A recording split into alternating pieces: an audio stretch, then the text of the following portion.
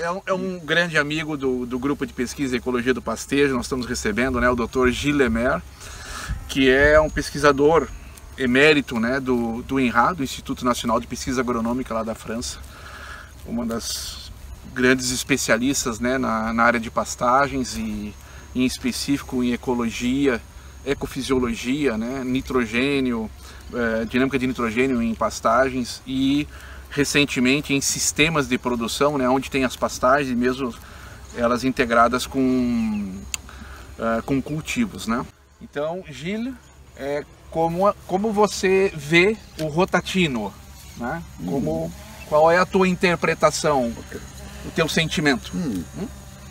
So here I am very impressed that by continuing to deep the concept in ecophysiology and also the concept in animal behavior and all the animal, you success in achieving this concept and to determine then a very applicable possibilities to determine an efficiency of grazing of the whole system, not an efficiency of sward, not only an efficiency of animal, but an efficiency of the whole system. So this result, when you visit your paddock, can be a little bit surprising, a little bit shocking for people educated in the concept of very homogeneous sward or very small sward, very regular, developed before. For me, I was not surprised, because the vision you have when you see this paddock with very, very, very heterogeneous is only a static vision. It's the vision of paddock at a given time. But the dynamic of sward, the growth process, is a dynamic process. You have to study the process with time. The animal behavior in grazing, animal intake, animal behavior is a process with time. And these two processes interact in time. So the vision of that is not a good one. It's a static. It is not very clean, it is not very regular, but it is efficient. Why it is efficient? It's because in grazing system you have two constraints. You have the constraint of the plant. As the plant, as we learn in ecophysiology, as the plants get bigger, the plant is more and more heterogeneous. So the tip leaf are very, very accessible to animal,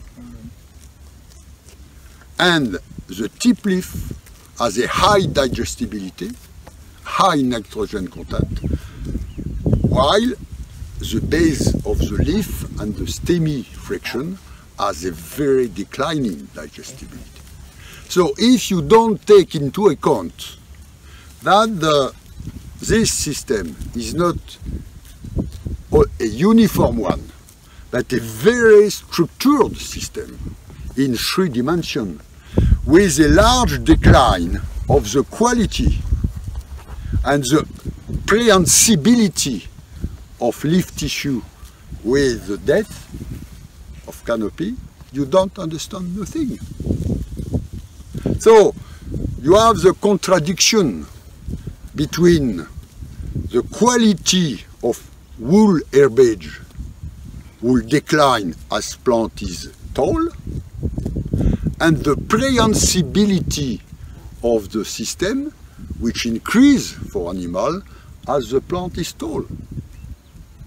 So what you want to optimize is not the wool tissue, plant tissue intake.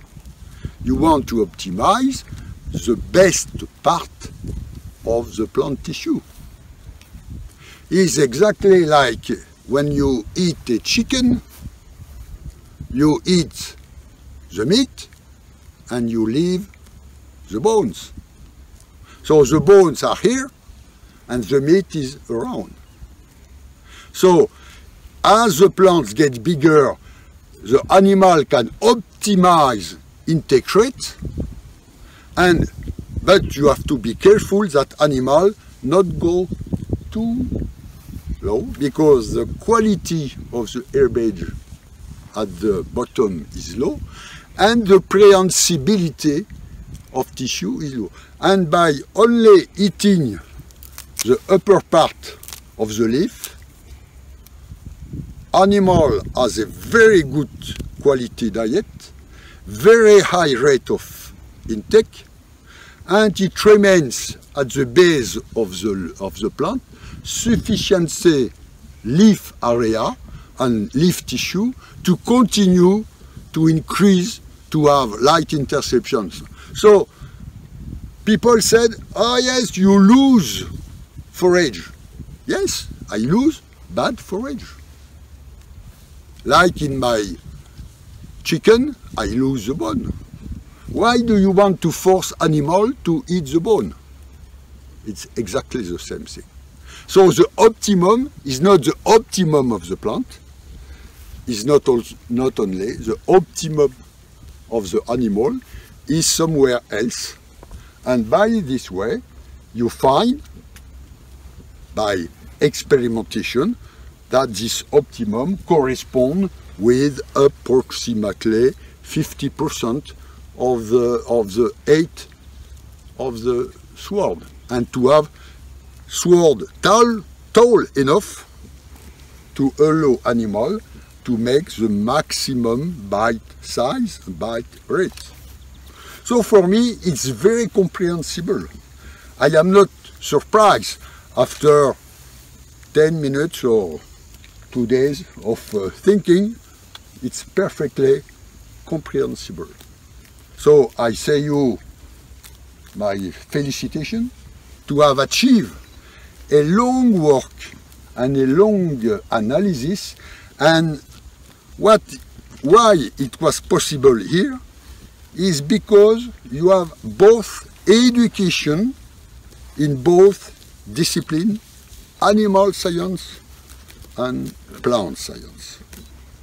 But in many parts of the world, people are either animal scientists or either plant scientists, and they try to optimize their own knowledge of the system without be able to optimize the whole system.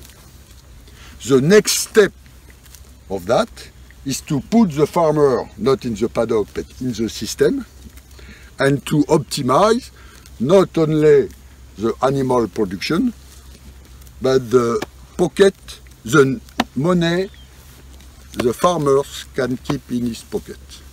It is another side of, and for that you will need to have socio-economists and other disciplines. Thank you very much for thank this. You. And thank you for the sun too. Thank you very much.